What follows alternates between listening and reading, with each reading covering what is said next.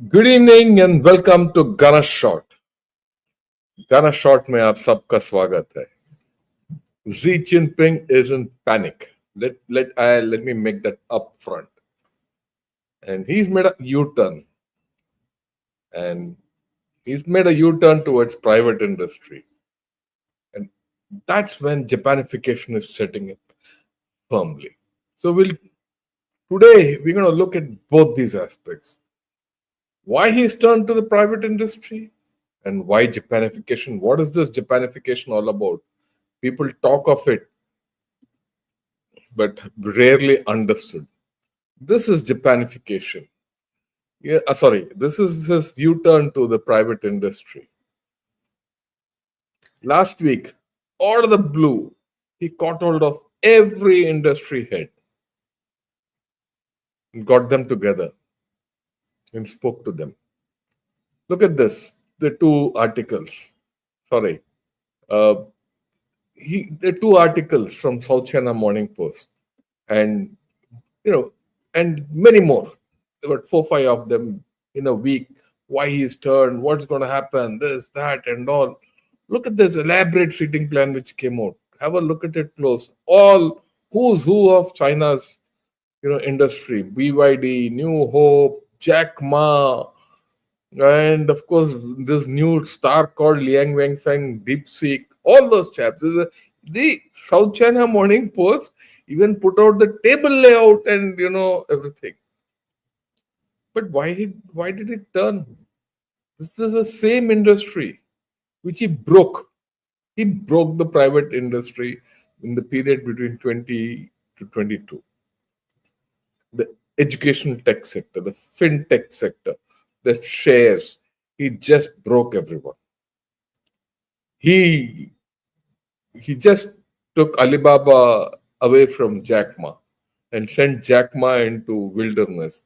He was put under some this thing. And Jack Ma, for a good part of 2 years, was only lecturing college students and all that in rural China. अचानक क्या हो गया भाई? And the complete education tech sector he broke. That time it was assessed he destroyed nearly $2 trillion worth of Chinese assets. 2 trillion finished. That was followed by the property. He put those 3 red lines for property, and then the property collapsed. The saying at that time was that if he didn't do all that, China would have anyway collapsed. So actually, they say that China, Xi Jinping did the best thing at that point of time, but it's not left him. It's not left him at all. Okay, let's understand this. What happened? I mean, it's a small clip. Have a look at it. Understand what happened, and then we will see the next story. Okay, here it goes. Xi Jinping held a rare meeting with some of the biggest names in China's tech sector Monday. It marked a turnaround in Beijing's approach to its tech giants after a regulatory clampdown 4 years ago. The likes of Alibaba founder Jack Ma and DeepSeek's Liang Wenfeng were present at the highly choreographed event. Analysts said it was a show of support to rally private companies. The first images from Chinese state media showed Xi speaking to executives aligned in rows before him. We hope that all private enterprises and private entrepreneurs will have the ambition to serve the country, strive for development, operate in accordance with the law, and promote common prosperity so as to make new and greater contributions to promoting Chinese-style modernization. Investors raced to see who was in and out among top business leaders. Images showed bosses from Huawei and electric vehicle giant BYD sat directly in front of Xi. Leaders from Chinese giants including Xiaomi, Meituan and Tencent were also reportedly present. Shares of Baidu dropped more than 8% after no top executive was spotted. Two sources said the founders of Baidu and ByteDance were among those who did not attend. Jack Ma's attendance was notable. The once high-profile entrepreneur largely withdrew from public life after the IPO of his fintech company Ant was stopped by authorities 5 years ago.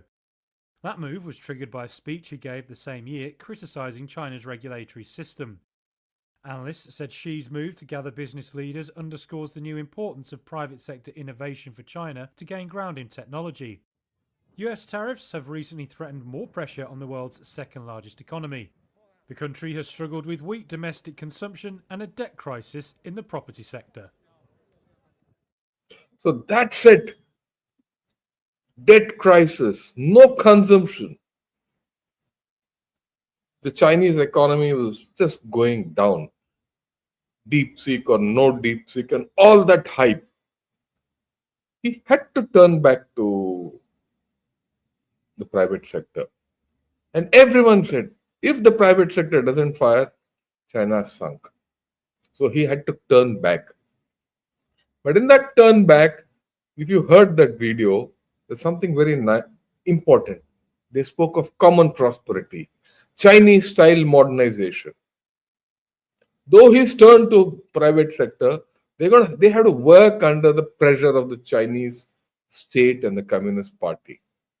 Will they revive? $1 million question. Next point.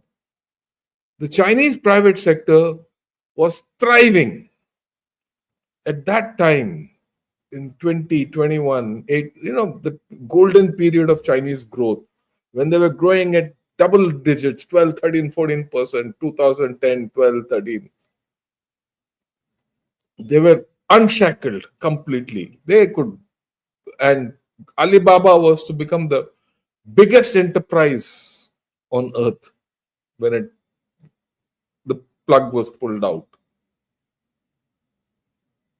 The world was with them. What's the state today? The complete world is against them. Most of these Chinese shares are delisted and they're not doing well in stocks. The Chinese stock market is down and things are bad. Don't go by what people are saying. This is a big event which happened. Xi Jinping calling all the private sector and saying, let's grow. He said, this is like the east wind. It will come and go. But the private sector has to revive China. And China will have to, all that nonsense. Is it too late? Or is it, in time? We'll see.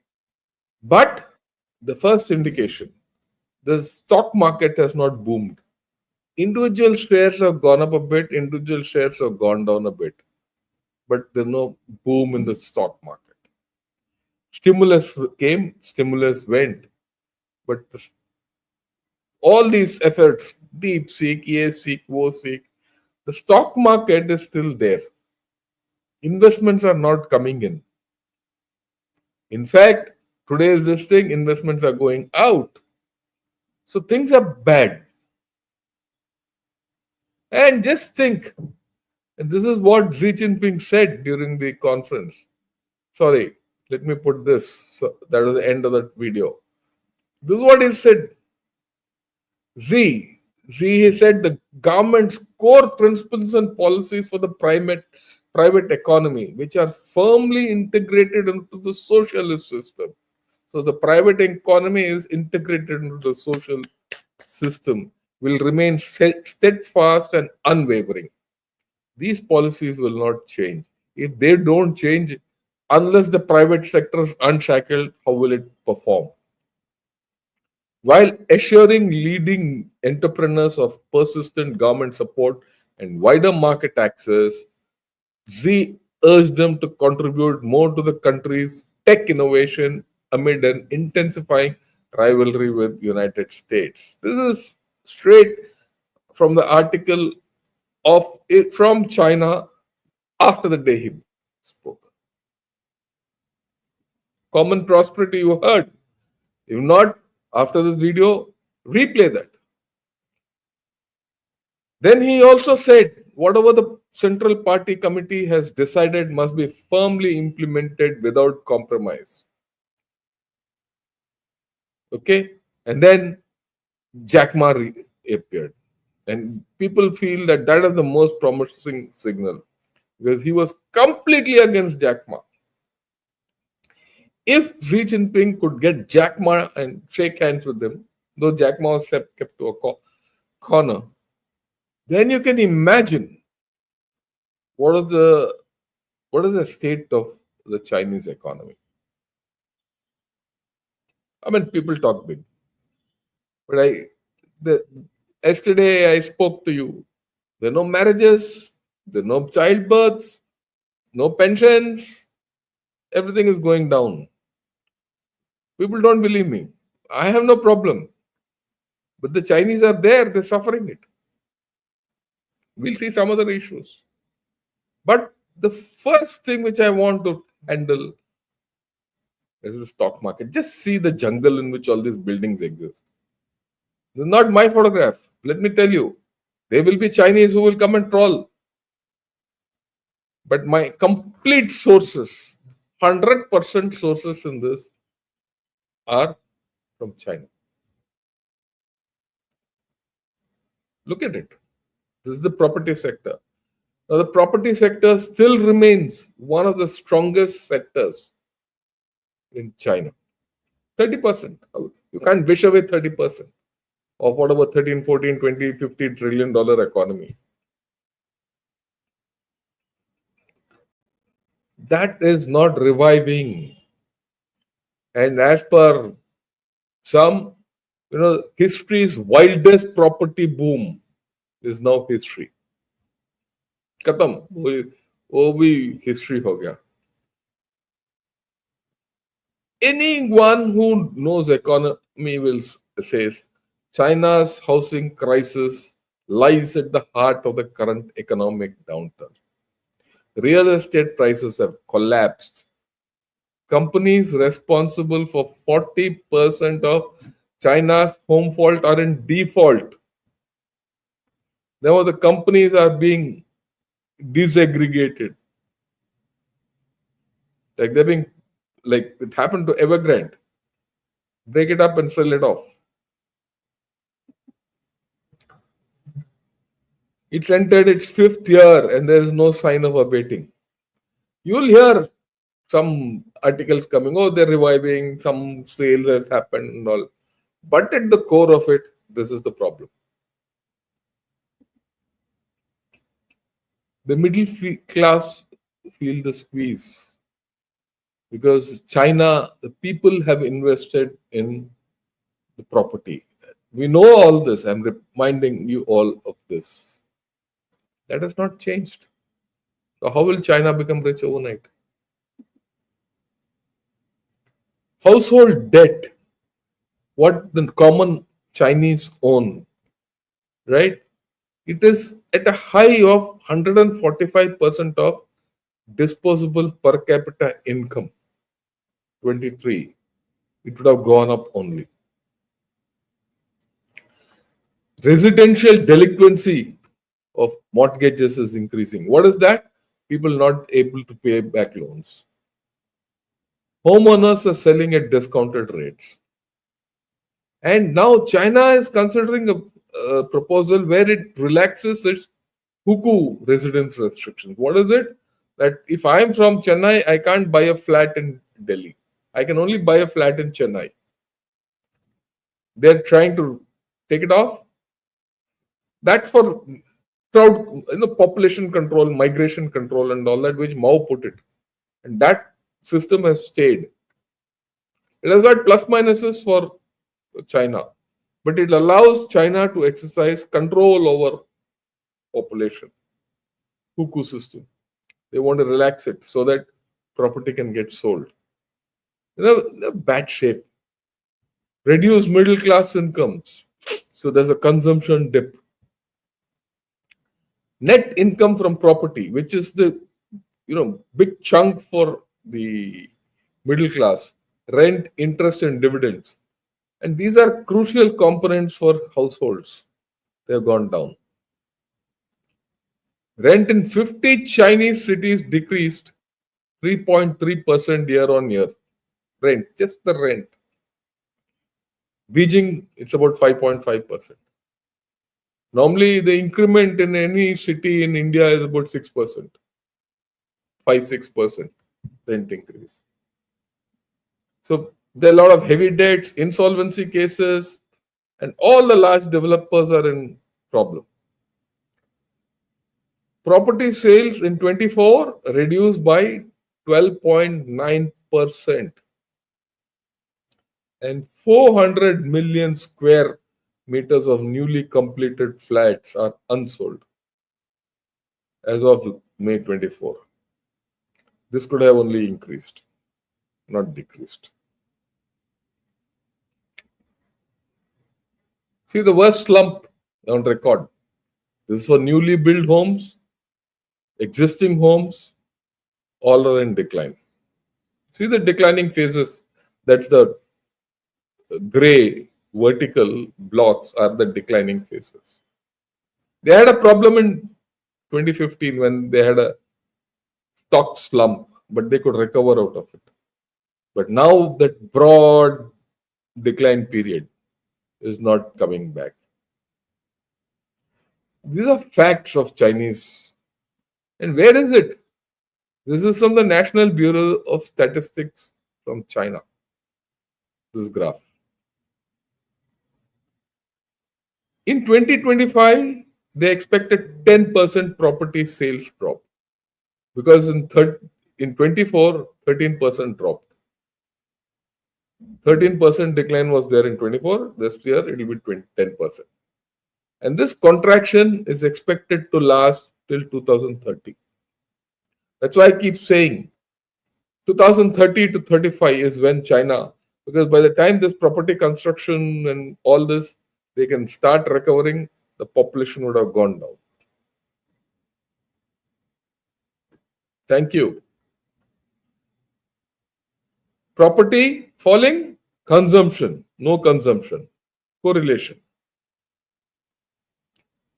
These are all statistics, facts. China's consumer confidence index dropped sharply from 121 in January to 86.4 in December 24.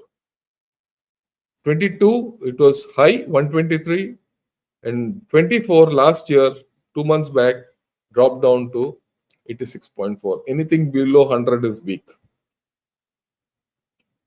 Their property owners have very few alternates for investment.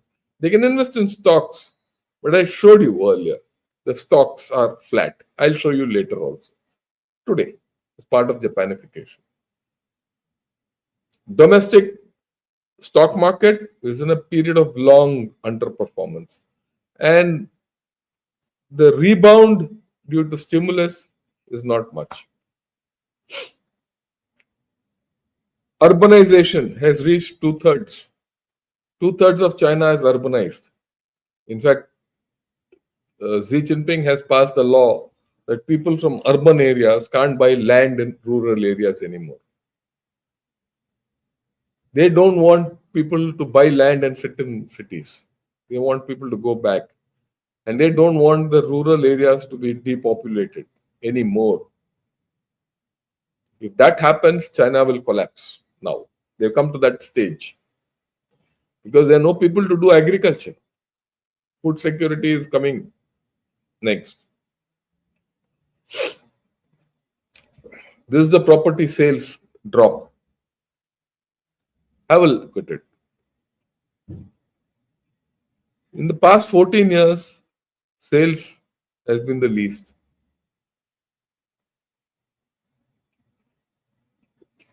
Bound to reduce even further.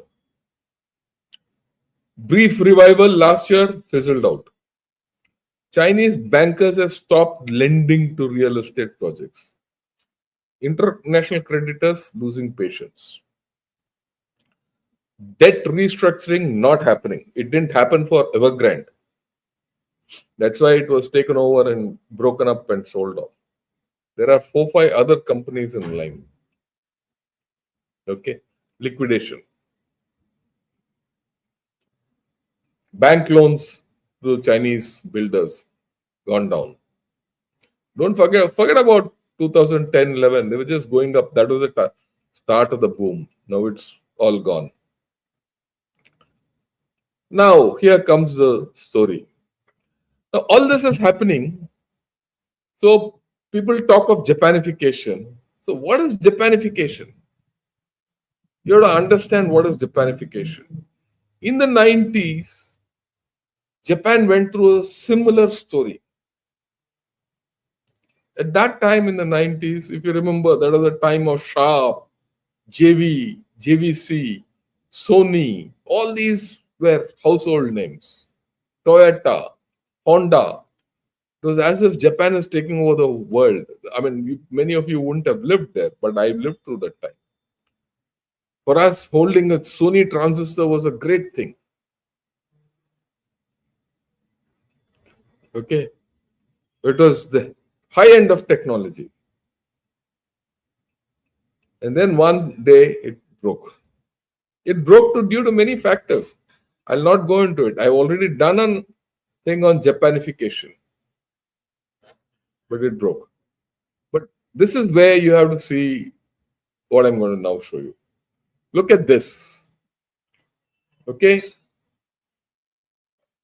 The dark green line with dots is the Japanese housing index. It kept falling. Here the base is, you have to understand, the base is not in calendar years to, right? This is in the number of years.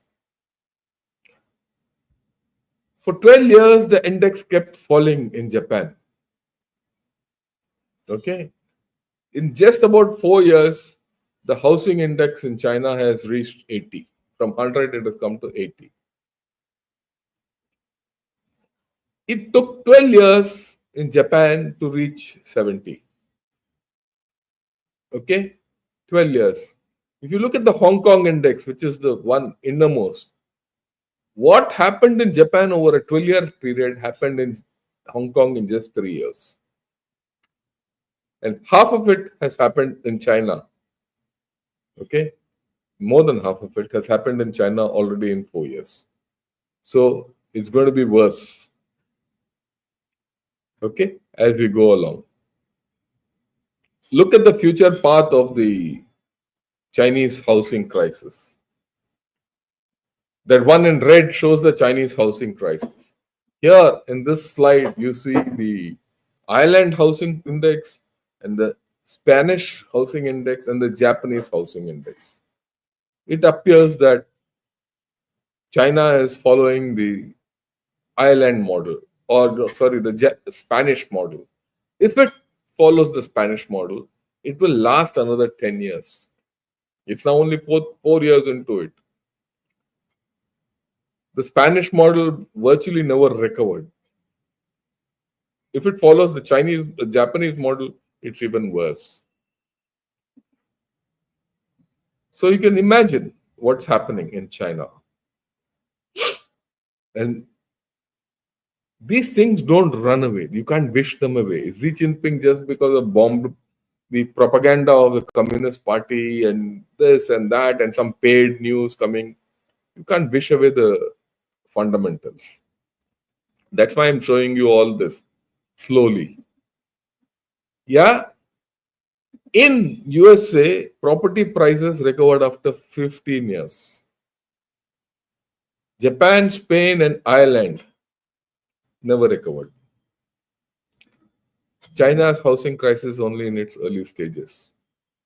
There's more to go. So I showed you the housing crisis and compared it with international trend lines. Japanification. Japanification is a dreaded word in China. Okay, it's a dreaded word.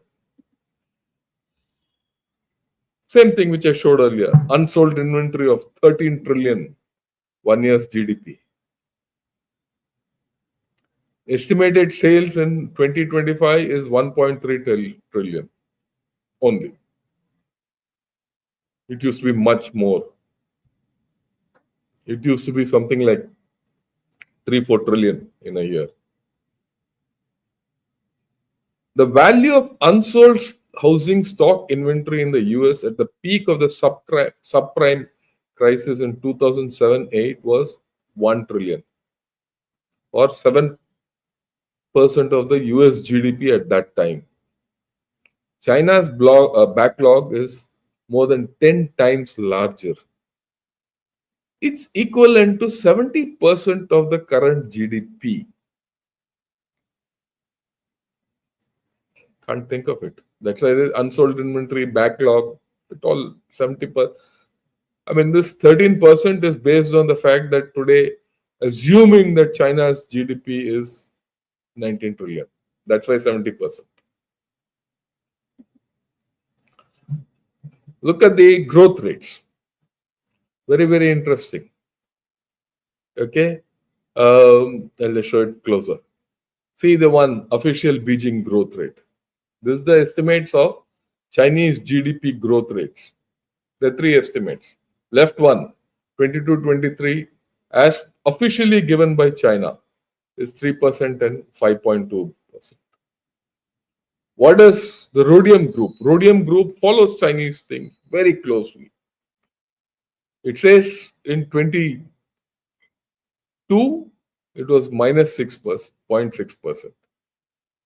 In the current year, it is 1.5%. Not current year, 23. 24, they have not analyzed. And it not, they said about 5%. We don't know what the thing is. It will come. Whereas the World Bank has a different way. World Bank says Chinese economy has contracted. So I put that famous thing called section average. I told you section average. In Forge, you put section average. What is it? That you're not sure what the distance to a point is. So you ask Natta Singh, भाई कितना distance है? वो बोलेगा 100 गज ऐसा. इनमें से बंता सिंह, तेरा क्या है? 80 गज ऐसा. तो मेरा अनुमान क्या है? 90, 80, 100 जोड़ लो 270 by 3, 90. It's a section average. You average out the section thing. It gives safety also. Statistics, it's a close statistics, same thing. You put the section average, maybe China's growth is about 2%, but max 3%, but that is also giving it too much. I go with what the World Bank has said. China's economy has contracted and they're lying. That I've said always. This is the Japanese growth rate, which happened 1960 to 1990, it was growing at about 5%. 91 to 2007, it grew at 0.94%. In 2008 to 2019, 0.5%. This is the Japanification which China is mortally scared of.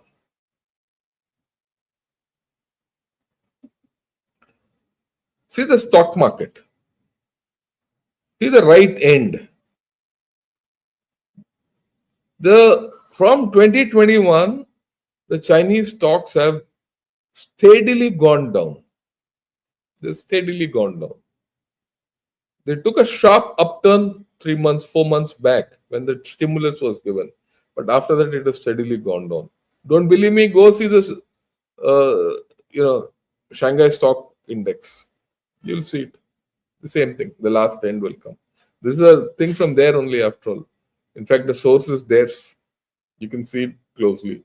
In fact, I'll show it to you also. I have no issue. See the source. Okay. It's there. You go on the net, you'll get it. Why should I keep wasting my time in trying to convince people? But it's down by 38%. If you had invested in Chinese stocks in 21, you would have lost 38% by now. That's the point. Okay, look at this. This is the Chinese index. Look at this S&P, Standard & Poor. See how it's gone. It's up 60%. And this is down 38%.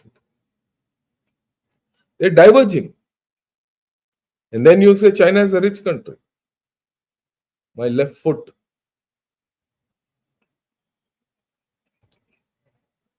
You see the stock market decline in China and Japan. Again, see it close. Okay. The red one on below is the Japanese stock market. This is month following the peak. The peak, whenever it happened, how it went down. The Japanese stock market in the 90s till about 2 years back went down 53%. In the case of China, it's down 36%, I had shown earlier. They've said, see, after the third plenum was held last year. That was when the third plenum was to, held under Xi Jinping. That's the time, if you remember, he fell sick and people said he had a stroke and all that. And that third plenum was an economic plenum to lift the economy. See where it has gone. And from then to now, he has done a complete switch going back to the private sector.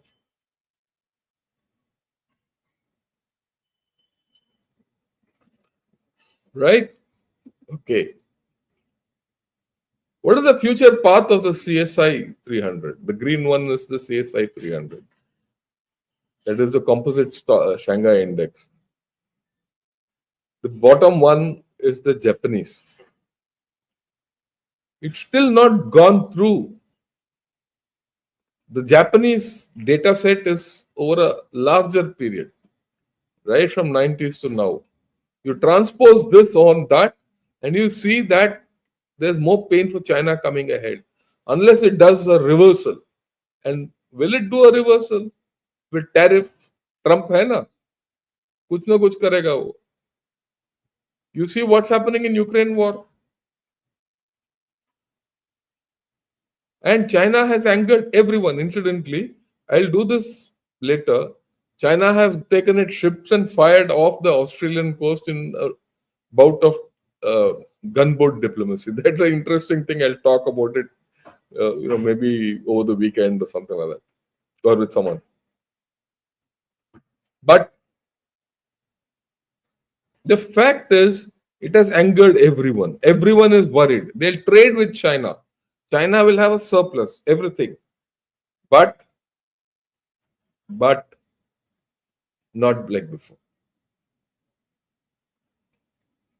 Their car industry is, I wouldn't say collapsing, but they're not making profit. There are a lot of issues.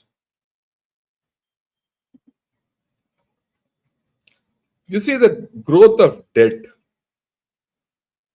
over the same time periods. There is more to grow for China. There's more pain to come. What happened in Japan to what happened in China? There's a long way to go. It's not as if China will flip, and China is giving stimulus after stimulus.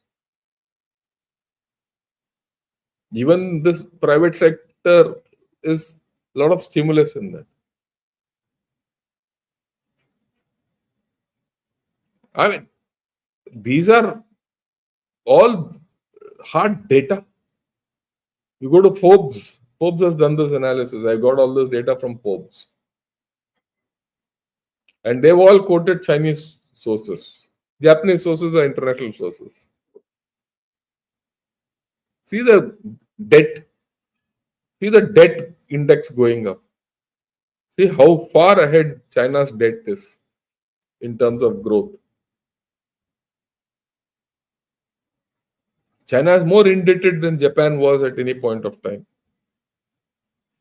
It's something very interesting. When people are in pain, the way our economy is down and the deflation हो रहा है, मंदी चल रहा है, the government spends money, and individuals and private people hold money back. That's a trend. You remember during COVID time, the government spent money, they gave rice, this, that, all that. All of us didn't spend during COVID. We say, yeah, we don't know what will happen tomorrow.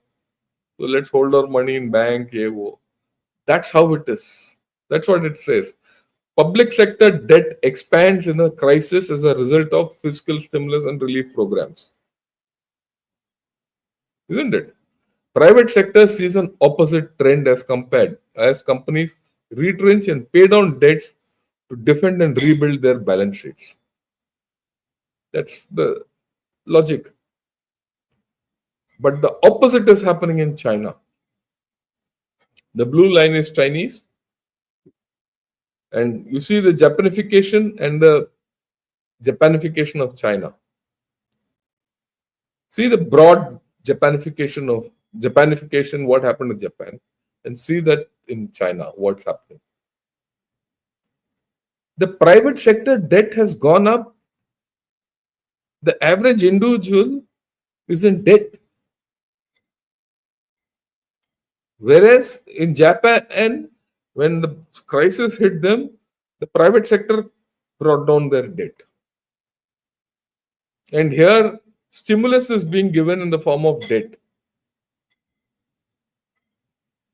And if people are indebted, why will they consume? Will you consume? If I have a flat and that flat value has gone down by 40%, my stocks have fallen down by 36%. Will I go buy a new car? And I don't have a job, and my job has taken a pay cut. I mean, common sense lagaiye. Yeah, one more thing I want to tell everyone. All this I'm telling, like people say, sir, this is happening there, so what is it for India? My analysis of China, right, let me reiterate this. My analysis of China is not to compare India with China. Let me be very clear. My analysis of China is to analyze China because China is our adversary and we should know how to deal with it. How India does, whether India has exports or not, all that is later in the story. I'm not bothered. But I'm bothered as to how little we know about China and how we need to tackle it. When you say, let's accept investments from China, we should understand the repercussion of doing so. That is why I want every one of you to understand China, and I take trouble to get all this together. Not to compare it. China is a big country. There's no doubt. It's a civilization. I have full respect for it. It's a big economy. They've done wonders. If I start from now to the end of my lifetime, I can take lessons from China. But equally, I should understand what are the weaknesses of China. Tomorrow, when I deal with them strategically, militarily, economically, we should know how to deal with China. That's the point.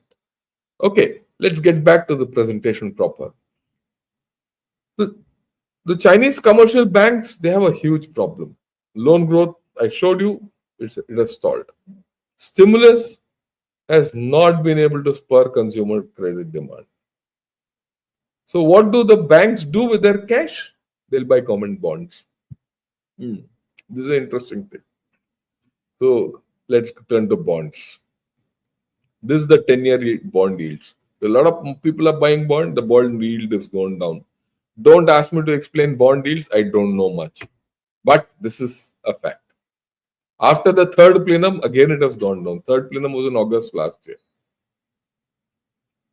6-7 months, it's gone down. The bond yields have not gone up. This is it. This is not my kalpana. Go.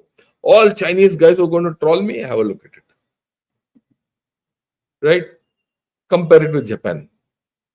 This is the difference. What's happened in Japan? What's happened in China? There's a long way to go for China. in terms of bond yields. They've fallen. In fact, the fall in bond yields in China is still shallow. As it unfolds, it might go down even further.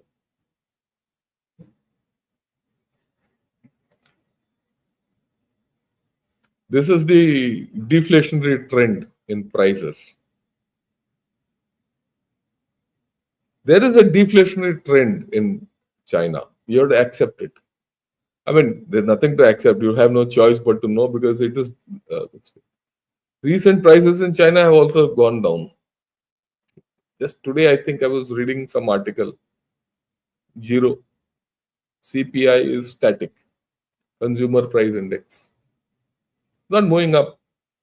Unless those prices move up, there's no profit. There's no sales. Why are it's all going down? Because people don't have money. So a chap who's got stock, he's prepared to sell it. Simple. Fundamentals.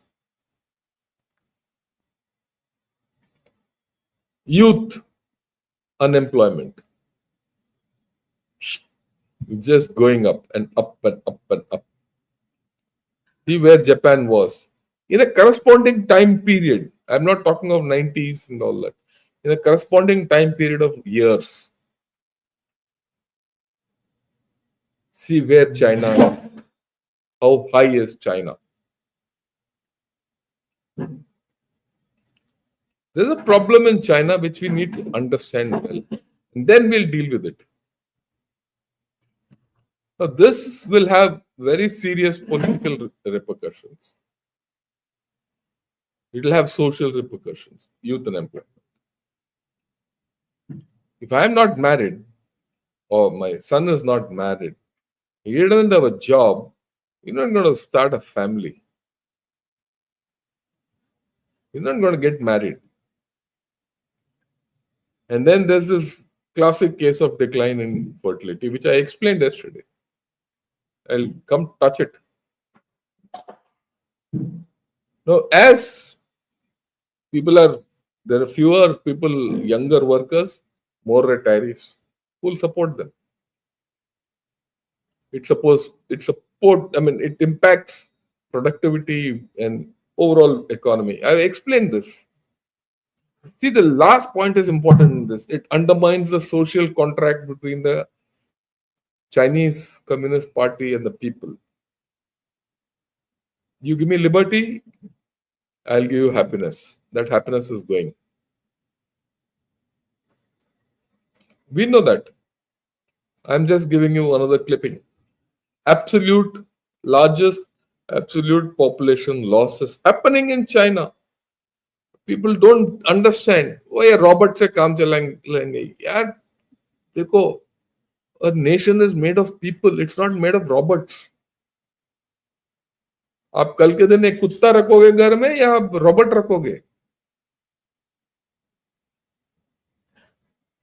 You can't make babies from robots.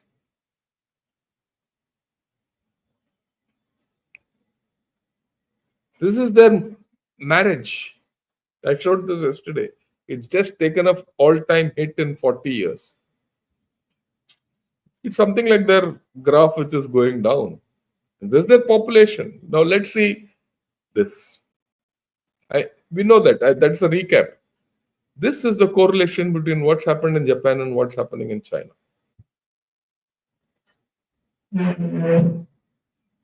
This is the story. Okay? Fertility rates in Japan and China. Japan is in blue, China is in red. The Chinese have gone below the Japanese rates. They are aging at the fastest rate in history, in human mankind. And their population decline is happening at that speed. There's someone has said, whatever is happening in China will happen in India. It will not happen. It will not happen. Let me explain to you. I'll take this question. See this. Your every word will hit back at India eventually, which happened in China too. Sometimes we condemn the US. we find that we do the same things that the US did. Mingwu, let me tell you why it's happening to you. It's happening to you because Mao killed 45 millions in a famine. It was followed by Xi Jinping, okay, who brought this one-child policy. And then Hu Jintao and Jiang Zemin and this joker Xi Jinping blindly went for economic prosperity and forgot the social aspects. Okay, understand this. Don't think in China, India will fall in this trap. We will not fall in this trap. You don't have population. You don't have population, you're not a country. Understand this. Okay. So people will write, ye hai na ek yap. Yesterday also he came and yapped. Hindu population is shrinking. Who told you so? You guys, these guys don't know their, backside from their elbows. So leave it at that. See the comparison.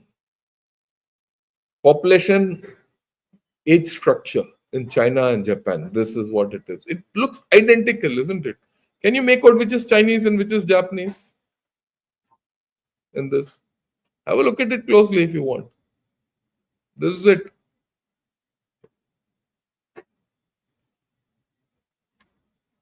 Okay. So you look at it anyway, Japanification is happening. There's no doubt about it. So what's the net? What is Japanification? It's not one single thing. It's a basket. And it's a basket of socio-economic deplorables. High saving rates. People are saving because their future is uncertain, which means corresponding consumer spending will be zero. Near zero or even below zero interest rates. In Japan, at a point of time, you have to pay money to the bank to keep your money. Soaring levels of public debt. This is all part of Japanification. Overinvestment in infrastructure and industrial capacity.